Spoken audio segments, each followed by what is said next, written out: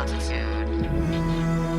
Please put your body, mind, and soul in the upright position. We hope you enjoy the ride.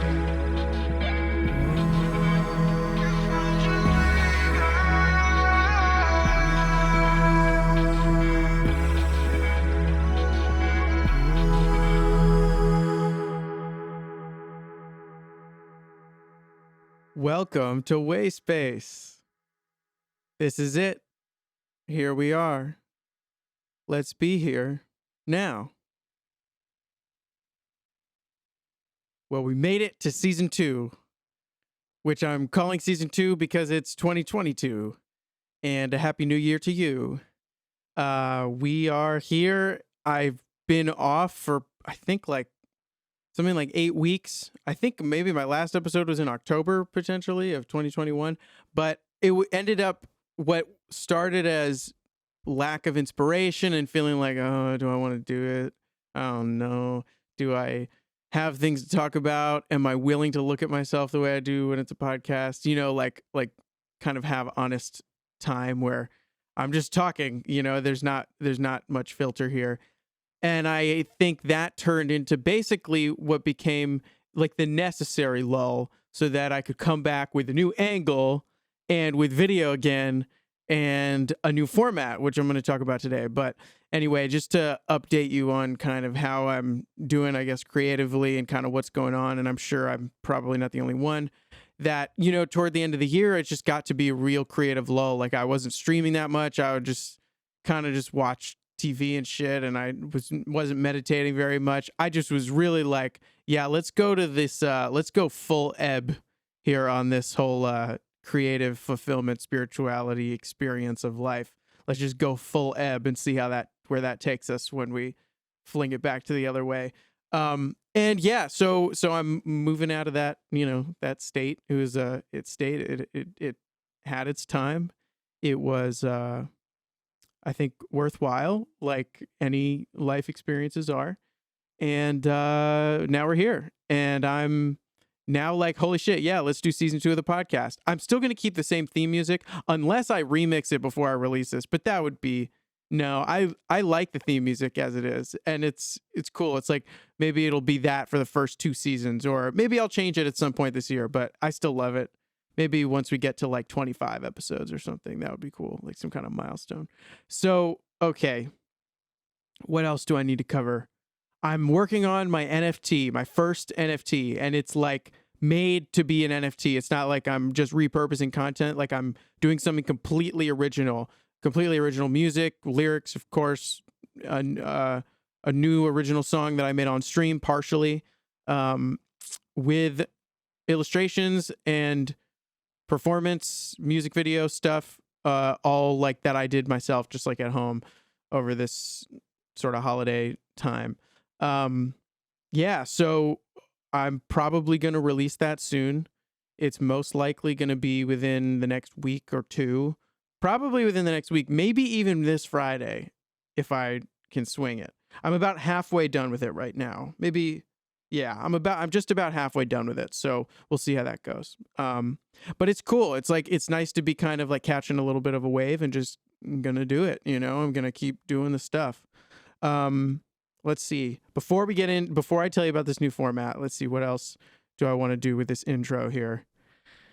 Yeah, see, now I'm gonna have like real intros where it's like, yeah, this is just the intro, not the whole episode. So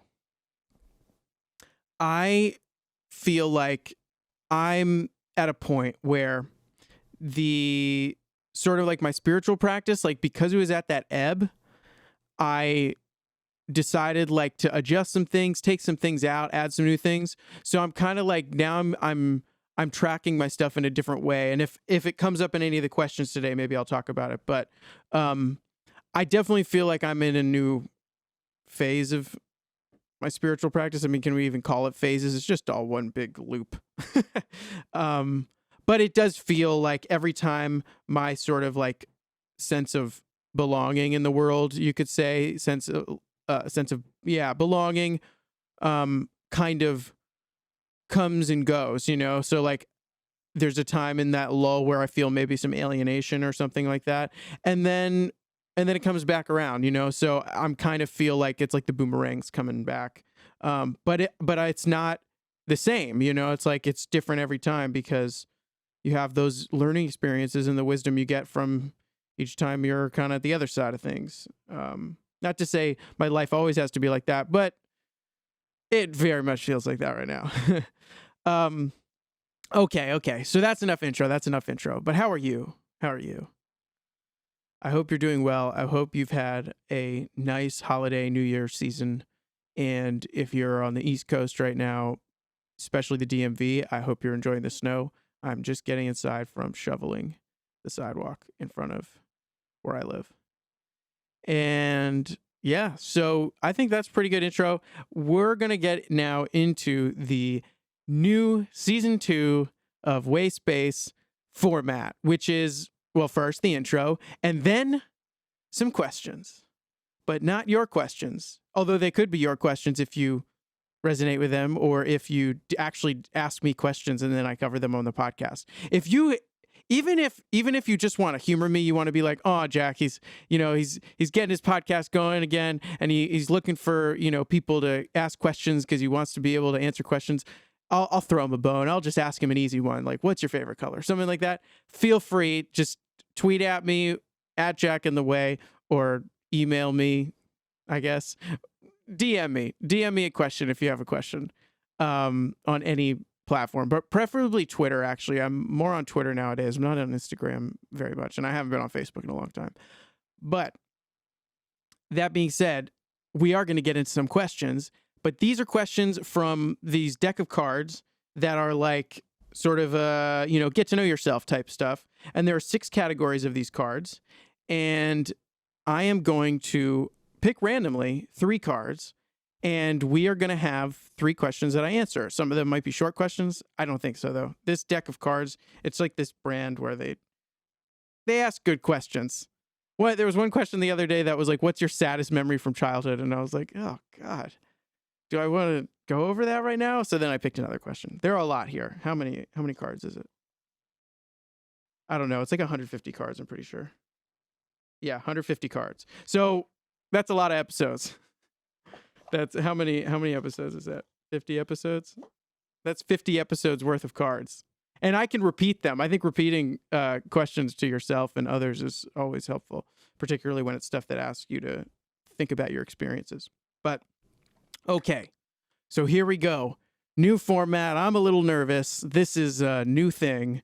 Thanks for hanging around. Thanks for listening to the podcast. I'm excited for this next phase. I think it's going to be a good and great year. Good and great and sick year. Oh, jeez. Pardon me. I'm getting in shape here. Okay. So, first question. Let's pull it out. Okay. So this is a question about, let's see, life lessons. Describe a time in your life when the phrase, when it rains, it pours applied. Ooh. When it rains, it pours applied. When it rains, it pours. So that's like when something bad happens and it just gets worse and worse and worse. I mean, you know, in some ways, I think the beginning of the coronavirus of COVID was like that for me. I mean, you know, in recent memory, if I'm thinking about experiences, certainly anything related to this pandemic is going to be a notable experience for the rest of my life. But I think the beginning of the pandemic, because how it related to like it raining on like and putting out the fire of what felt like my career at the time, you know what I mean? I think it rained in the terms of like, I remember I had a show like on March 8th, 2020. So like a week before shutdown. And I had a show planned with one of my best friends, Ale, on March 27th, I think, or 23rd or 21st, somewhere in around the March 20th. And we had it planned, and I was kind of like, okay, this pandemic thing this is bad. We better cancel the show or be prepared to cancel the show. You know what I mean? Or postpone. I remember we postponed it like 3 times. But I was kind of like, damn, okay, well, we're gonna have to cancel this show. Fuck. This kind of sucks. But at least we'll be able to do it sometime in the summer or maybe the fall. You know, and to be honest, we weren't super prepared before it. So it kind of worked out that way at first. You know, a little rain was okay. You know, we were gonna be okay. But then, you know, obviously summer came around. It was not any better, probably worse. We didn't have to be locked down, but it was still, I mean, no chance of a show. And then we got to October and no show either. And that had been, by October, that had been the longest I had ever gone without playing a show since I started performing. That was pretty nuts. And you know, by then that was another lull. And so it was like one thing after another. Show gets canceled. No shows can get scheduled. I don't even know when I'm going to play again. Getting rescheduled again and again and again. And so it just felt like the pandemic was going on. And obviously now it's like, that's nothing. Now it's been almost 2 years. But you know, like I felt like it really poured there over the course of that year. And I mean, there were actually a lot of great things about that year. Like having the solitude was a really wonderful thing. And ultimately the stream and the podcast came out of those experiences. So I feel like I'm in a great, you know, spot in my creative career now. It's just very different, and it poured a lot. And now it's sort of like I'm like the day after or the morning after a pouring rain, and it's sunny outside and it's damp everywhere. That's what it kind of feels like I'm in right now, as far as the career is concerned. And so it's ready for new life, you know? And I think that's what last year was definitely about. And I think just like last year, this year's about that too. And a bunch of new things new pursuits, new creative pursuits, new fulfilling things hopefully are going to happen. And I wish that for you too. I think it's seasonal, you know, this is how it goes. So yeah, I think that's the time in my life when I would say when it rained, it poured, for me and so many people I know, you know, was that period, this last couple years really. But I think, you know, it's just hopefully an opportunity for that morning after experience. You know what I mean? The sort of the glow of having washed away stuff that maybe was sad to let go of, but ultimately make space for like really great things. And it's once you see how great those things are that you recognize, wow, it really made space for that. Because at first it just feels like a loss, but then, you know, you come around after the rainstorm and you experience something new, and you make new skills, and stuff just kind of happens. And it's not even necessarily has to be super hard. It just happens.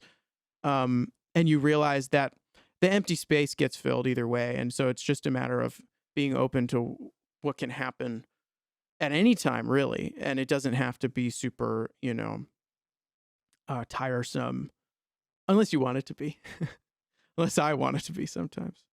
So yeah. All right. First question done. So that's that. All right. Let's pick from a different section. Let's go to a beliefs.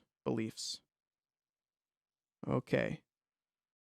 What do you think society owes its citizens? I got this one the other day. Okay. What do you think society owes its citizens? Ooh. Let's see. What do I think society owes its citizens? Well, the other day I said that I think society, when I was kind of just I was like practicing, you know, I was getting a feel for the deck.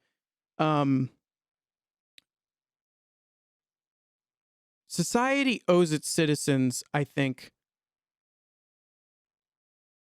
a sense of safety, like a felt sense of safety, which of course that means that it also allows us to experience unsafety, like healthy unsafety, maybe you could say, when we want to. So ultimately it's a freedom to or from safety. Like it's like the freedom of choice about safety, but making like a felt sense of safety and like comfort in that safety and feeling settled. That is vital, I would say, to what society owes its citizens, that be accessible to everyone and almost a default for everyone. I think society owes its citizens that, and I look forward to seeing us continue in that path toward giving that, providing that to every citizen. Because I mean, we're wealthy enough, we're smart enough to do this. I just think a lot of the time we're too distracted to do it in some ways, or maybe it's just accomplished over a much longer period of time, which I can accept that. I mean, that's just where we are. And I can accept that these processes, the processes of like what I'm describing basically is the elimination of a particular layer of suffering. And that happens over a long period of time. I see that. Doesn't mean we don't make actions quickly, and with sort of quick judgment when it makes sense, but I also see how there's a big arc at play here. And in many ways, I think like in that way, part of the other reason why is because then that allows us to focus on the elimination of suffering at sort of other levels, you could say, or other areas within our collective psyche. I personally think like if we had a society where society was, I guess, organized or just displayed in such a way that we had time for like something like an experience of mindfulness or some kind of spiritual practice that is not just like one day a week, but is like every day, and you have hours a day to devote to whatever you want it to be as far as your sense of spirituality or inner work or whatever, whether it's meditation or painting or creativity or drawing, that is no longer seen as a privilege, but a vital right, but not even just a right, like almost like a duty. Like we have a duty to take care of ourselves and take care of our psychological and emotional selves and spiritual selves.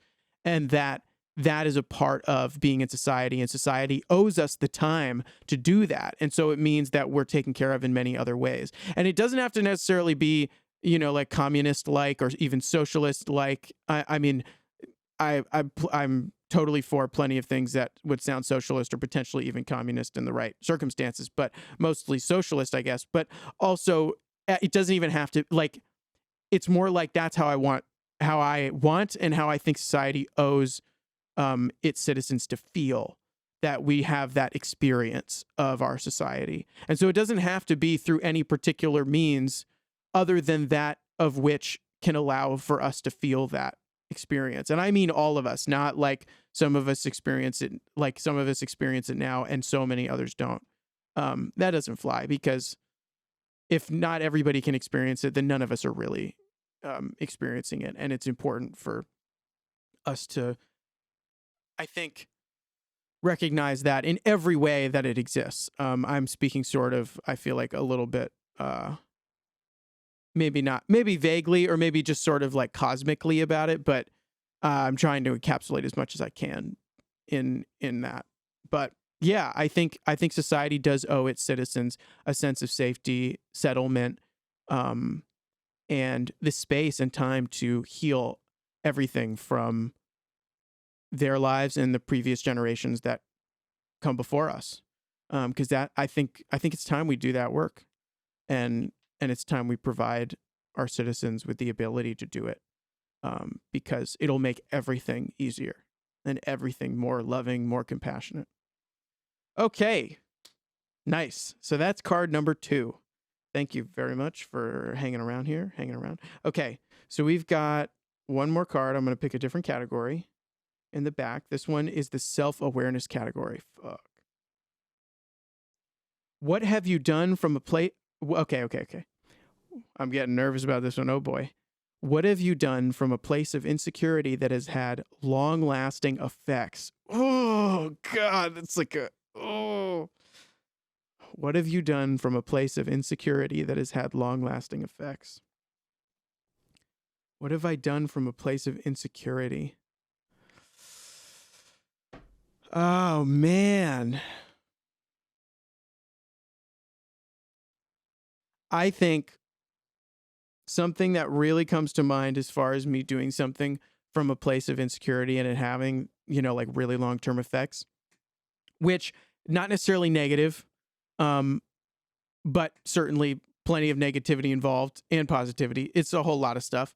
I've talked about this before, but me spending all of my savings, my thousands and thousands of dollars that I had saved up until I got out of college, basically, that I was so fortunate not to have to spend much of it at all, except for on like, big equipment things like a camera and stuff like that, that I had. And from a place of insecurity, for sure, I spent all of it so quickly within like a year, spending, hundreds, if not thousands of dollars a month, potentially at times, on studio time, opportunities to make music videos, and basically just like kind of spending money so not obsessively, because I was more obsessed with like doing the actual stuff. So it wasn't that I wasn't putting a ton of work in, but I wasn't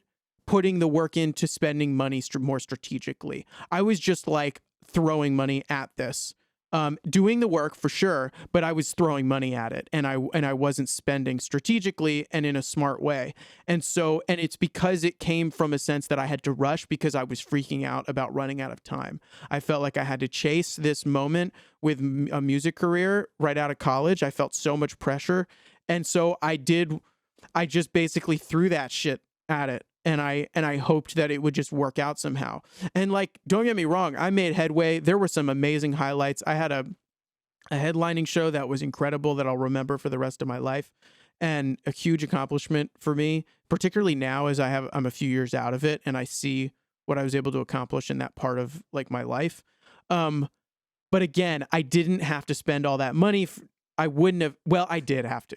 Well, see, that's the thing. I did have to spend all the money because that's the way it worked out and that's how I experienced it. That being said, it did come from a place of insecurity, the fact that I was being so willy-nilly about the way I was spending the money.